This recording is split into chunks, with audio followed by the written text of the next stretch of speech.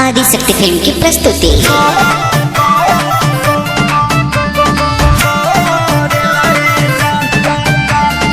Music by Shankar Singh.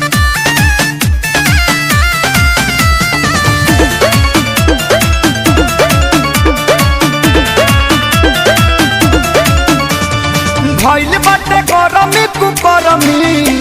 होला त जीवा जरे जान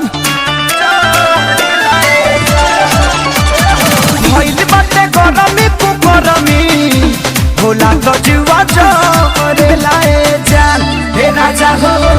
गुलोर जहवनी ठंडा तोरे लाए जान दिया दी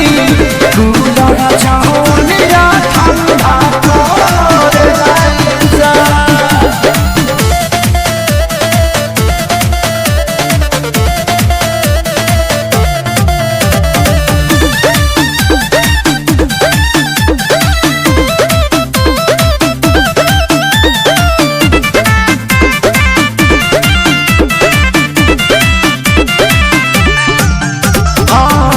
बेनिया डोलाई के तन हो जाला लाके खोली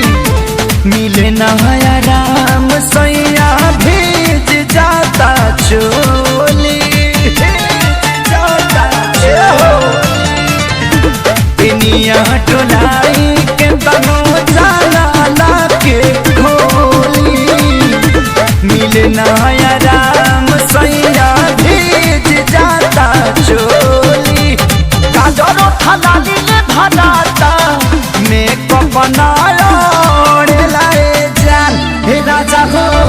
गुलोर जहवनी ठंडा तोरे लाए जान बिरागी गुलोर जहवनी ठंडा तोरे लाए जान।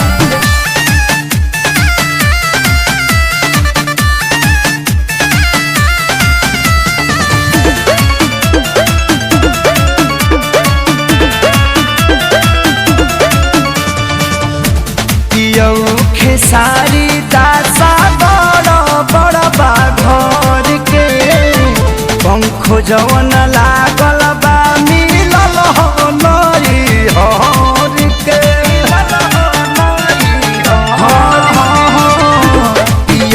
खेसारी दासा बड़ा बड़ा बाघर के पंखो जवन लागल बा मिलल हो नरी हर के संकर पवन से दुख कहे में मन मोरा डरे लाए जान हे राजा हो गुलोर जहवनी ठंडा तोरे लाए जान